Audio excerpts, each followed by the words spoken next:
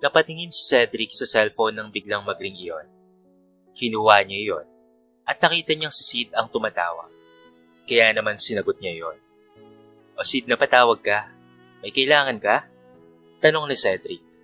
Natawa naman ang nasa kabilang linya at biniro si Cedric na kilala ito ng binata. Sinabi naman ni Cedric na sa tagal na nilang magkaibigan ay kilalang kilala na nito ang kanyang kaibigan. Nagyayaya si Sid na magbilyard. Ibig sabihin ay magsusugal sila. Kagad namang pumayag si Cedric. Yun rin kasi ang mga gusto niya, na after ng trabaho niya ay mag-unwind sandali. Total binigyan siya ng mana ng kanyang ama, kaya't gagamitin niya iyon. Aanin mo ang pera kung hindi mo naman gagamitin, hindi ba? Matapos ang maghapon na trabaho ni Cedric, umuwi siya ng bahay para maglinis. Nang makapagbihis, ay sumakay na siya ng kanyang pickup at pinasibad iyon sa paborito nilang spot, kung saan sila madalas na magbilyard. Mahilig sa billiard si Cedric. Natuto siya 5 years ago at ngayon ay ginagawa niyang libangan o sugal. Nang makarating roon, naroon na si Sid at naghihintay sa kanya. Lumapit sa kanya ang kanyang kaibigan. "Siyak na matatalo kita ngayon, bro," biro ni Sid. Natawa na lamang si Cedric at sinabing, tignan nila dahil hindi naman siya magpapatalo. Nagsimula na silang maglaban. Noong una ay naging maayos ang laban hanggang sa natalo na si Cedric. Natalo siya ni Sid ng 100,000 pesos. Ayos lang yun sa kanya. Sa kaibigan naman niya napunta ang pera. Magaling talaga itong si Sid dahil player ito ng billiard. Umupo muna sila hanggang sa mag-iya si Sid. "Nagugutom na ako, Cedric. Ano, kain tayo?" Kagad namang pumayag si Cedric at nagpunta sila sa isang sikat na restaurant na hindi biro ang halaga ng menu. Nang makarating roon, ay pumasok na sila sa loob at nag-order. Biniro siya ni Sid na manlibre daw siya, total malaki naman ang naman niya. Wala naman kay Cedric kung magkano ang gagastusin dahil malaki pa ang savings nito. Sumang-ayon na lamang siya rito. Umabot ng 20,000 pesos ang halaga ng pagkain. Masayang-masaya si Sid dahil nailibre siya ni Cedric. Hindi naman ganon kayaman ang pamilya ni Sid. May maliit na negosyo ang pamilya nito. Nakilala niya lamang si Sid dahil sa paglalaro ng bilyard. Nakalaban niya hanggang sa maging magkaibigan na nga sila. Pero may mga kaibigan pa si Cedric na mayayaman na negosyante at tiyak na mas malaki pa ang gastos ni Cedric sa mga ito kapag nanlibre ang binata. Kinabukasan, nadatnan ni Cedric ang kanyang ama sa kusina habang humihigop ng kape. "Saan ka galing kagabi?" tanong ni Arnaldo. Sinagot naman niya ang tanong ng kanyang ama. Sinabi niya na naglaro siya ng billiard kasama si Sid. Pinayuhan si Cedric ng kanyang ama na huwag gastos ng gastos nang ibinigay nitong mana sa kanya. Dahil kapag naubos na iyon, ay tiyak na wala na itong makukuha pa sa kanyang ama. Natawa naman si Cedric. Sinabi niya na hindi yun mauubos dahil marami pa iyon at saka nagtatrabaho naman siya. Ngunit iginiit ng kanyang ama na wala na siyang makukuhang sahod dahil ang manang naibigay ni Arnaldo ay kasama na roon ang sahod niya. "Kaya naman maging matalino ka sana sa paggamit mo ng pera, anak. Dahil kapag ginastos mo yan ng basta-basta, ay wala ka nang makukuha pa sa akin," matigas na sabi ni Arnaldo. Tumango na lamang si Cedric at nangako na gagamitin yun sa tama para hindi na humaba pa ang pananermo ng kanyang ama. Siya naman ay kumain na rin. Marami pa rin siyang gagawin sa opisina. Pagkatapos kumain, ay nagbihis na nga siya at pumasok sa kumpanya ng pag-aari ng kanyang ama. Dahil soon, siya na ang magmamana niyon. Habang nire-review ni Cedric ang mga files, biglang tumunog na naman ang cellphone niya. Si Lando ang tumatawag. Kagad niya yung sinagot. "Bro, what's up? Tara, bar tayo mamaya." "Ano? Go ka?" tanong nito. Biglang lumaki ang tenga niya sa sinabing iyon ni Lando. He loves bar. Kagad siyang sumang-ayon sa kanyang kaibigan. Sinabi rin niya na treat na niya ang kanyang kaibigan. Biniro pa siya nito na galante siya. Sinabi naman ni Cedric na ngayon lang daw sila magkikita, kaya't ayos lang yon. Dahil sa susunod, si Landon naman ang manlilibre sa kanya. Tumawa na lamang si Landon at nangako na sa susunod dito naman ang manlilibre kay Cedric. Naisip rin ni Cedric na kahit pa maubos ang pera niya, ay nariyan naman ang kanyang ama para tulungan siya. Hindi siya nito matitiis. Bibigyan pa rin siya nito ng pera. Pagkatapos ng trabaho at makapagbihis, nagtungo kaagad si Cedric sa bar, kung saan sila madalas na tumambay ni Landon at Chino, ang isa pa nilang kaibigan. Pagdating roon ay wala pang gaanong tao dahil medyo maaga pa. Lumingalinga siya. Nakita niya si Landon at Chino sa bar, doon sa may counter area, at umiinom na sila. Maya-maya ay lumapit siya sa mga ito. Daya kayo ha? Hindi niyo ako inintay. Biro ni Cedric. Nakakatikim na daw sila ng alak kaya nauna na sila. Nagbiro pa si Gino na baka pwede rin daw siyang lilibre. Dahil ililibre daw niya si Landon. Sumang-ayon naman kaagad si Cedric. Naupo siya sa tabi ng mga ito. Napalingalinga siya. Parang gusto niya ng one-night stand kayo. Iginala niya ang kanyang paningin at baka sakaling may makitang magandang babae na pwedeng ikama. Nang may makita, sinabi niya sa dalawa na kailangan muna niya ng babae. Basta siya na ang magbabayad mamaya ng nagastos ng mga ito. Natawa na lamang ang mga ito at piniro pa si Cedric. Iba talaga pag maraming pera, pag ganyan-ganyan na lang. Bilyonaryo kasi ang daddy ko. Sagot naman ni Cedric. Nilapitan niya ang babae. Nang makalapit ay bumulong siya rito. Kaagad namang pumayag ang babae at nagtungo sila sa pinakamalapit na hotel para doon gawin ang nais ng katawan. Ginawa lahat ni Cedric para mag-enjoy. Nang matapos sila, hiningan siya ng pera ng babae. 1,000 pesos mo akong inangkin? Nakataas ang kilay na sabi nito. Naglabas siya ng tseke at ibinigay yun sa babae. Nakangising umalis ang babae. Siya naman ay nahiga sa kama. Nag-enjoy siya ng gabing iyon. Ilang sandali ang lumipas, tumayo na siya at nagtungo sa bar.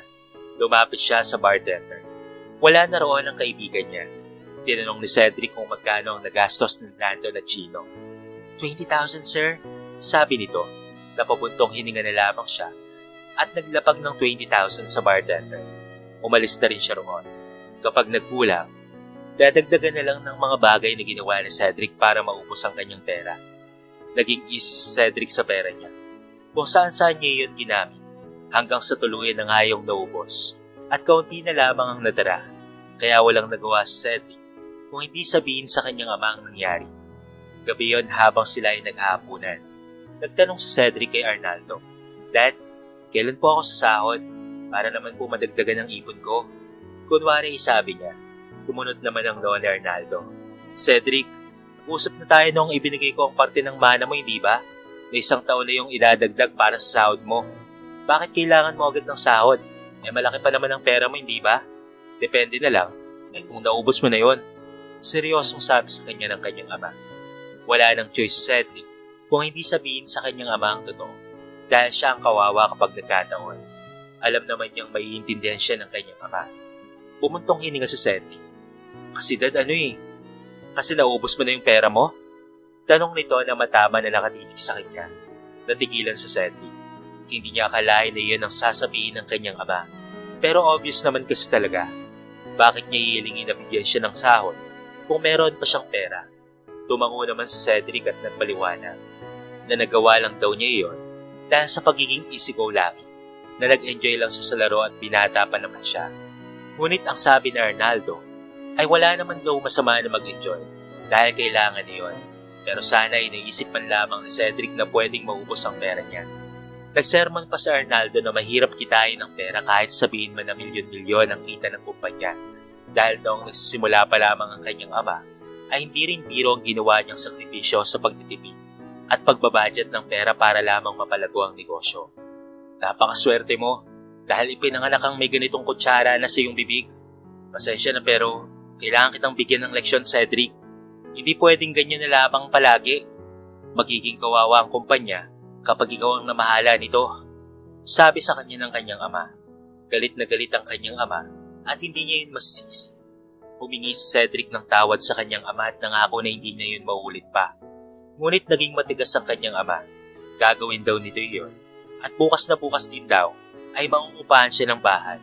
Ibibigay rin ng sahod na kailangan niya pero hindi yun ganun kalaki. Wala pa sa kalahati ng sahod niya.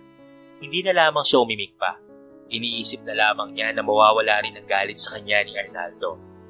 Nasa gilid siya noon habang nakahiga at nakatitig sa kisame nang may tumawag sa kanya. Ito ay walang iba kung hindi si Landon. Sinagot niya iyon. Tinanong niya kung bakit napatawag ang kanyang kaibigan at ano ang kailangan nito. Nagyayaya si Landon na mag-out of town. Biglang sumakit ang ulo niya. Diyan naubos ang pera ni Cedric sa kaka-nightclub niya. Ngunit naisip niya na baka ililibre siya ng kanyang kaibigan dahil ilang beses na rin naman niya itong nailibre. "Ililibre mo ba ako, Landon?" tanong niya. Ngunit pagtawa lamang ang narinig niya sa kabilang linya. Na bakit daw need niyang ilibre si Cedric ay mas marami pa siyang pera rito. Nagpalusot siya na hinold up ng kanyang ama ang account niya. Ngunit sinabi lamang ni Landon na wag naman ganon dahil hindi rin biro ang expenses roon. Kumunot ang noon ni Cedric. Bakit ganoon ang sinasabi nito sa kanya? Noong siyang nang libre sa kaibigan, ay wala itong narinig na kahit anong reklamo. At doon ay natawa siya. "Noong nililibre kita, Landon, wala ka namang naririnig sa akin na pagreklamo ah. Kahit napakarami mong gustong ipabili sa akin, ay ayos lang sa akin yun dahil iniisip ko na lamang na balang araw ay susuklian mo ang kabutihan ko sa'yo." Mahimig na galit at tampo sa boses ni Seth. Ngunit imbes na magsalita pa sa kabilang linya ang kanyang kaibigan, ay pinutol na nito ang linya. Pinatayan si Cedric ng tawag ni Landon.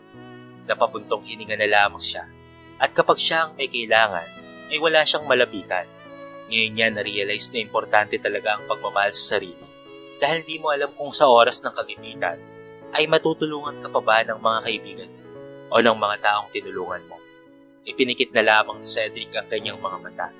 Ayaw niya nang isipin ang bagay niya. Kung ayaw siyang tulungan ni Landon, walang problema doon. Magsisikap siya para sa kanyang sarili at babangon ng walang tulong ng kaibigan. Kinabukasan, sineryoso nga ni Arnaldo ang balak na pagpapatira kay Cedric sa isang paupahan. Nagmakaawa pa si Cedric na wag na yung gawin sa kanya at magbabago na raw siya. Ngunit naging matigas ang ginoo. May condominium naman siya pero hindi niya pwedeng gamitin yun dahil tsak na mamumulog siya. Wala na siyang pera at maliit lamang ang sahod niya. Walang nagawa si Cedric kung hindi ang sumang-ayon na lamang. Inilagay niya sa isang dekalahating maleta ang mga gamit niya. Bayad na ang isang buwan na renta. Ang poproblemahin na lamang niya ay sa susunod na buwan. Seryoso siyang pinagsabihan ng kanyang ama. Hindi naman umimik si Cedric dahil gusto niyang iparamdam sa kanyang ama na galit at nagtatampo siya. Nang mailagay na ang mga gamit niya, kinuha na iyon ng personal driver ni Arnaldo na walang iba kung hindi si Hermes na siyang maghahatid kay Cedric patungo sa paupahang bahay. Ilang minuto ang lumipas, nakarating na nga sila roon. Maayos naman ang bahay at malinis kaya pwede nang pagtsigaan ni Cedric. Nagpasalamat siya kay Hermes. Umalis na rin ang ginoo at siya naman ay naiwan sa bahay. Pumasok si Cedric ng araw na yun. Kailangan niyang pumasok dahil kung hindi, ay wala siyang sasahurin na panggastos niya sa pangamalagi niya sa apartment. Kasalukuyang siyang nag-encode nang tumawag sa kanya si Sid. Sinagot niya naman iyon. "Tol, ano? Laban tayo mamaya?" Panyaya ni Sid. Tumanggi si Cedric sa alok ng kanyang kaibigan dahil saan siya kukuha ng ipang pupusta. Walang-wala siya ngayon. Naintindihan naman na yun ni Sid. Piniro pa nga niya ang kanyang kaibigan na baka pwedeng manglibre ito kasi wala siyang pera. Tumawa lamang si Sid at sinabi na siya pa daw ba ang mawawala ng pera? Bilyonaryo siya? Sa totoo lang, Sid, naubos na ang ipon ko. Nandito ako ngayon sa isang paupahan. Dito ako pinatira ni Dad dahil nagalit siya nang malaman na ginamit ko ang pera sa walang kabuluhan. Paliwanag niya. Biglang natahimik naman ang nasa kabilang linya sa kanatawa. Sinabihan siya nito ng, "Joke ba to?" Hanggang sa sinabi nito na wala itong pera na panlibre sa kanya. Nagpaalam na rin si Sid. Napangiti siya ng mabait, kaya gagawin niya ang lahat para makabawi sa kanyang ama at makauwi na sa kanila. Papatunayan niya na hindi niya kailangan si Sid at Landon. Masakit man nakalimutan ang pinagsamahan nila, pero ano pa ba ang silbi nun kung hindi naman siya matutulungan sa oras ng kailangan niya ang mga ito. Maagang nagising kinabukasan si Cedric. Paano ba naman kasi ay sobrang init, pinagpapawisan siya ng gising. Paano ba naman ay electric fan lamang ang meron sa apartment? Wala raong aircon. Talagang gusto siyang pahirapan ng kanyang ama. Naganda na si Cedric ng kanyang almusal. Wala siyang alam sa pagluluto, pero kailangan niyang sumubok na magluto. Nagluto siya ng itlog at hotdog. Okay naman, luto naman na ang ulam pero may bandang sunog. Napangiwi na lamang siya dahil doon. Napabuntong hininga na lamang si Cedric at kumain. Sobrang hirap pala kapag nangungupahan. Ikaw na nga ang magluluto, maglilinis ng bahay, at ikaw pa ang magpe-prepare ng mga gamit mo. Hindi napigilan na sabi ni Cedric sa sarili habang siya ay kumakain. Pagkatapos kumain ay naganda na nga siya para sa pagpasok sa kumpanya. Napapuntong hininga na lamang siya dahil kailangan pa niyang mag-commute.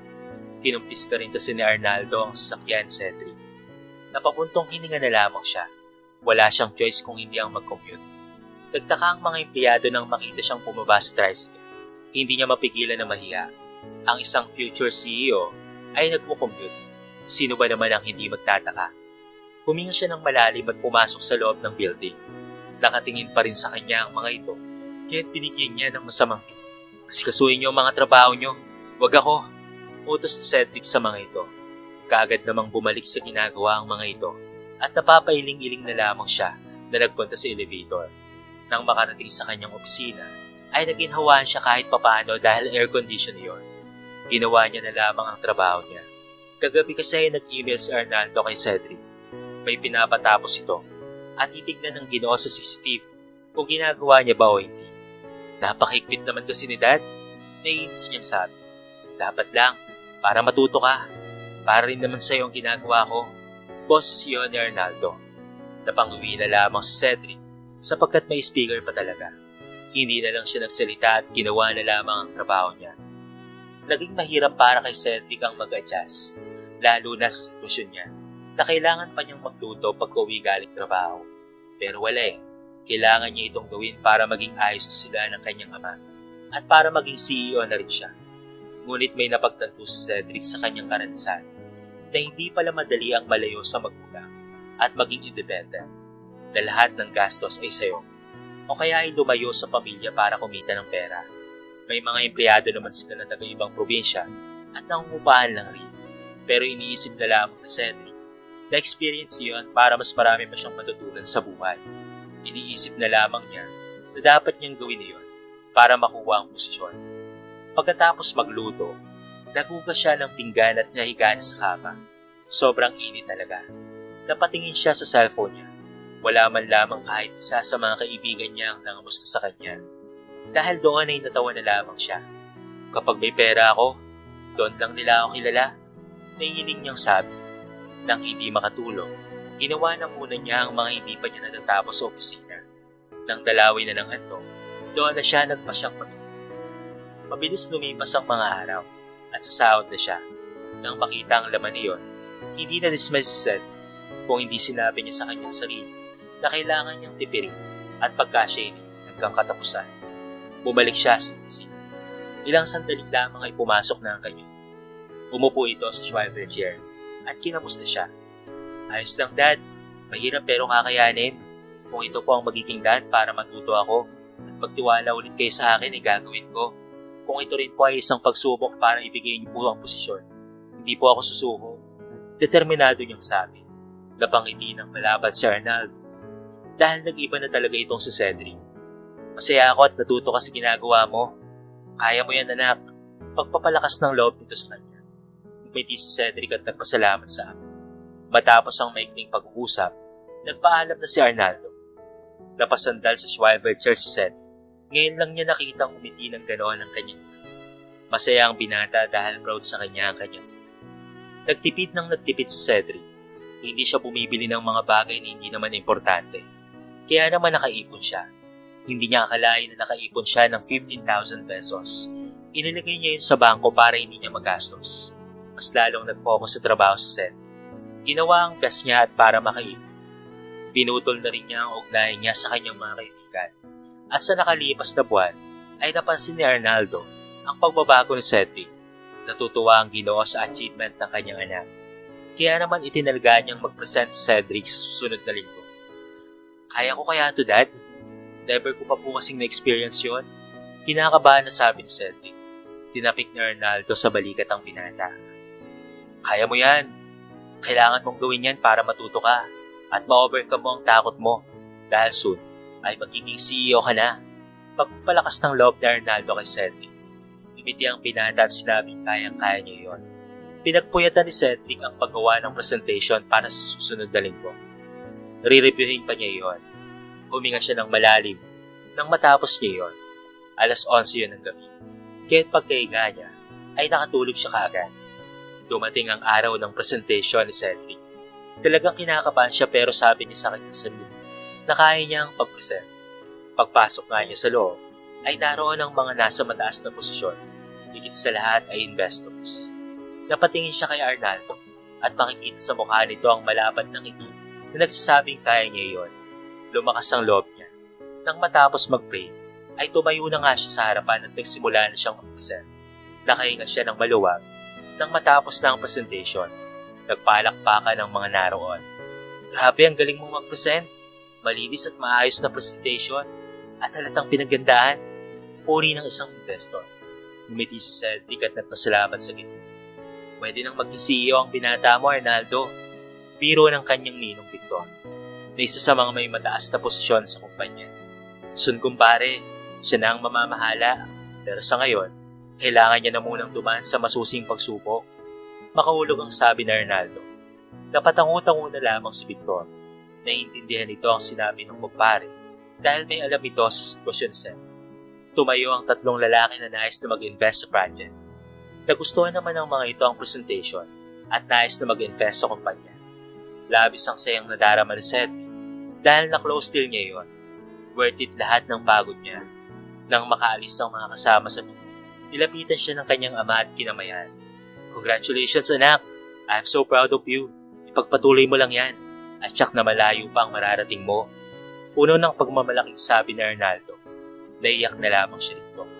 Sa buong buhay ni Cedric, noon lamang siya pinuri ng kanyang ama. Niyakap siya ni Arnaldo. Mukhang maganda rin naman kasi ang kinalabasan ng pagkaupos ng mana mo. Dahil kung hindi yun nangyari, wala ka ngayon dito at hindi mo marirealize ang kahalagahan ng pera. Puno ng emosyon na sabi ni Arnaldo. Nasa opisina si Arnaldo at si Victor ng hapon na yon. Bilib talaga ako sa improvement ni Cedric pare. May bubuga pala ito kapag ganoon ang nangyari sa kanya. Natatawang sabi ni Victor. Sana noon ko pa yung ginawa. Sabi naman ni Arnaldo. Tinanong ni Victor kung kailan balak ni Arnaldo na gawing CEO sa Cedric. Ngumiti naman ang matamis ang Ginoo at sinabi na sa susunod na linggo na. Sorpresa iyon para kay Cedric. Natuwa naman si Victor dahil makapagpapahinga na ang kumpare. Medyo may katandaan na rin kasi ito. Namatay ang asawa ni Arnaldo noong bata pa lamang sa Cedric. Na-high blood ito at na-stroke na dahilan ng pagkamatay nito. Ganun pa man, ay hindi nagpatinag sa lungkot si Arnaldo, lalo at bata pa noon sa Cedric. Pinalago nito ang kumpanya at doon ito'y binuhos ang lahat ng oras para makalimutan si Heidi, ang may bahay nito. At ngayon ay nagtagumpay na ito at deserve na ni Arnaldo ang magpahinga at ipaubaya sa anak ang pamamahala rito. Siyak na mas magiging matagumpay ang kumpanya dahil sa husay at galing ni Cedric. Makalipas ang 2 buwan, may naging bisita sa Cedric. Walang iba kung hindi ang kanyang ama ni si Arnaldo. Kagad niyang pinatuloy ang ama sa loob ng bahay. Mabuti na lamang at malinis iyon. Nang makaupo ang Ginoo, pumunta ng kusina sa Cedric para ipagtimpla ng kape ang Ginoo. Pagbalik ay may matamis ng ngiti na kapaskil sa labi ng Ginoo. Natutuwa ako. Kaya mo na akong ipagtimpla ng kape. May pagmamalaking sabi ni Arnaldo. Ngumiti lamang sa Cedric. Sinabi sa ama na madami siyang natutunan bilang independent. Natutunan niyang magluto, maghugas ng plato, at pati na rin kaldero, maglinis ng apartment, at saka maglaba. Noong una nga ay nagtenda sugat-sugat ang kamay ni Cedric dahil sa sabon na ginagamit. Siyempre, hindi naman siya sanay na maglaba. Natalsikan pa ng mantika dahil hindi marunong magprito. Nasunog na kanin at iba pa. Hanggang sa unti-unti ay natuto na nga si Cedric. At proud siya sa kanyang sarili dahil nagawa niya ang bagay na yun. Higit na mas proud sa kanya ay ang kanyang ama. Umuwi ka na sa bahay anak. Doon ka na. Sapat na ang 5 buwan na nanatili ka rito. Napatunayan mo na sa sarili mo na kaya mong magtrabaho at alam kong hindi ka na babalik sa dati. Emosyonal na sabi ni Arnaldo. Tumango naman sa Cedric at sinabi sa ama na kaya niya palang magbago at hindi na yun mauulit. Hindi na siya gagastos ng walang kabuluhan. Mahirap kumita ng pera, lalo na kapag walang-wala ka at walang tutulong sa'yo. Sarili mo lamang ang pwedeng tumulong sa'yo at wala nang ang iba. May hangganan ng pagtulong ng tao sa'yo at higit sa lahat ay manalig ka sa nasa itaas. Kaya ng araw na iyon ay hinakot ang mga gamit ni Cedric at iniligay iyon sa isang mini truck. Habang papaalis ang sasakyan ni Arnaldo, hindi maiwasan na mapasulyap si Cedric sa apartment. na naging tahanan niya sa nakalipas na 5 buwan. Ang apartment na nagbigay ng lesson sa kanyang buhay. Mamimiss kong tumira mag-isa, Dad. Pero baka kahit nasa bahay na ako, ay gawin ko pa rin ang nakasanayan ko. Wika ni Cedric. Sinabi naman ni Arnaldo na walang problema yon. Mas maganda yon para kahit naroon siya sa bahay, ay nakatayo pa rin sa sarili niyang paa. Pumasok si Cedric sa kumpanya ng 10:00 ng umaga. Yun kasi ang sabi ni Arnaldo, na ipinagtaka naman niya pagpasok niya sa gusali. Kinausap siya ng receptionist na doon muna siya sa lobby dahil yun ang utos ng kanyang amo. Sumunod naman sa Cedric. Ilang sandali lamang ay bumukas ang elevator at lumabas roon ang kanyang ama. Tumayo siya at lumapit sa ama. Tinanong kung ano ang kailangan nito. Ngumiti lamang ang Ginoo at sinabi na maghintay si Cedric. Inutusan na Arnaldo ang isang staff sa baba na papuntahin ang mga empleyado sa ibaba sa pamamagitan ng paging. Labis na nagtaka talaga si Cedric. Ano kaya ang plano ng kanyang ama? Bigla na lamang niyang naisip na baka ipapasa na sa kanya ang pamamahala sa kumpanya. Na-excite siya roon, pero ayaw pa rin niyang umasa. Nang halos lahat ng empleyado ay nasa baba na, ay may inabot na Mike si Christy, receptionist sa Ginoo. Nais ko lamang sabihin, sobrang proud ako sa aking anak. Wala na akong masasabi pa, kaya bukas ng gabi ay pwede kayong dumalo sa isang party para sa aking anak na natuto sa buhay. Gusto kong i-congratulate siya sa achievement niya ngayon. Nagmamalaking sabi ni Arnaldo. Nagpalakpakan naman ang mga iyon. At pagkatapos ay pinabalik na ni Arnaldo ang mga empleyado. Nadismay si Cedric. Pero ayos lang. Ang mahalaga ay proud na ang ama niya sa kanya. Hindi siya nagmamadali na maging CEO. Nasa tamang pagkakataon niyon. At handa siyang maghintay. Mabilis na lumipas ang araw. At talagang maraming humahanga sa galing ni Cedric sa pag-close ng deal. Walang humindi sa mga proposal nila. Sobrang proud ni Arnaldo sa achievement ng kanyang anak. Hanggang sa dumating na nga ang araw kung saan gaganapin ang party para sa kanya. Isang open area yon na sobrang luwang. Kasya ang nasa 200 hanggang 300 katao. Matapos maganda na Cedric, lumabas na siya ng silid at nakihilubilo sa mga empleyado at may mga mataas na posisyon sa industriya at mga kilalang tao.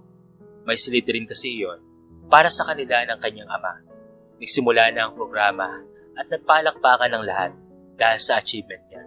Napatingin sa entrance si Cedric nang makita si Gino, Landon at pati na rin si Sid. Nainis siya dahil hindi naman imbitado ang mga ito roon. Binati siya ng 3 nang makalapit ito sa kanya.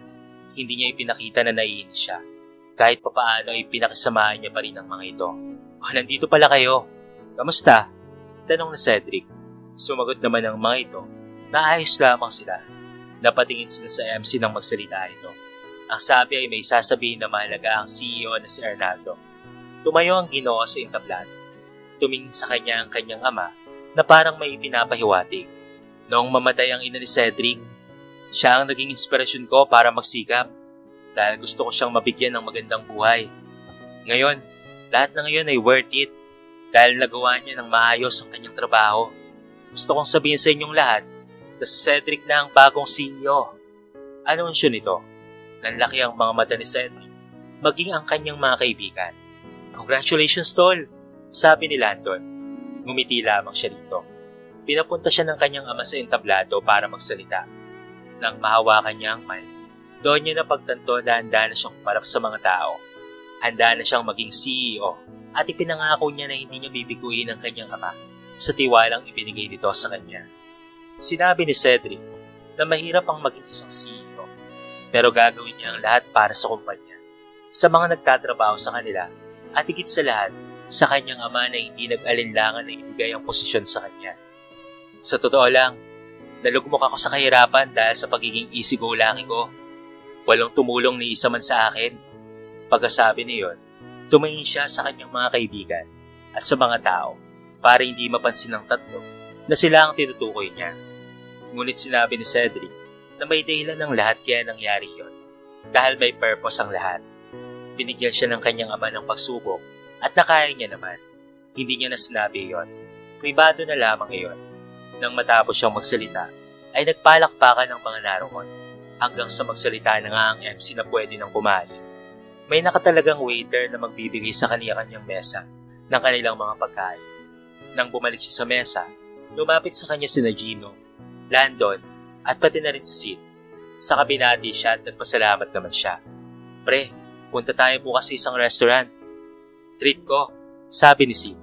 Hindi niya alam kung nagsasabi ba ng totoo itong si Sid o hindi. Pero sinang-ayon na lamang niya. Napagdesisyonan niya ng pagpaalam sa mga ito. Puputulin na ni Cedric ang ugnayan niya sa tatlo. Ayaw niya nang maloko pa. Hapon niyon, at nagpunta si Cedric sa restaurant na sinabi ni Sid. Nagsuot lamang siya ng simpleng damit. Kung noon ay todo forma siya, ngayon ay simple na lamang kung siya ay malamig. Malaki talaga ang ipinagbago ni Cedric. Natawa pa nga ang kanyang mga kaibigan nang makita ang ayos niya. CEO Cedric, is that you? Tanong ni Landon na nakataas pa ang kilay. Natawa na lamang siya. Sinabi niya na lahat naman ay pwedeng magbago. Nag-order na sila ng pagkain. Ngunit pinili ni Cedric ang hindi gaanong kamahal. Sinabihan pa siya ni Landon na mag-order lang ng mag-order. At marami naman kasing pagkain na pwedeng piliin. Ngunit pabiro niyang sinabi na baka mahirapan si Sid na magbayad. Natawa naman ang dalawa. Ngumiti na lamang si Sid. Piniro pa siya ni Landon na dapat siya daw ang manlibre dahil na-promote siya. Hindi niyo pa nga ako nililibre tapos nililibre ko kayo ulit? Biro niya pa. Pero natamaan ang mga ito at hindi na nagsalita pa.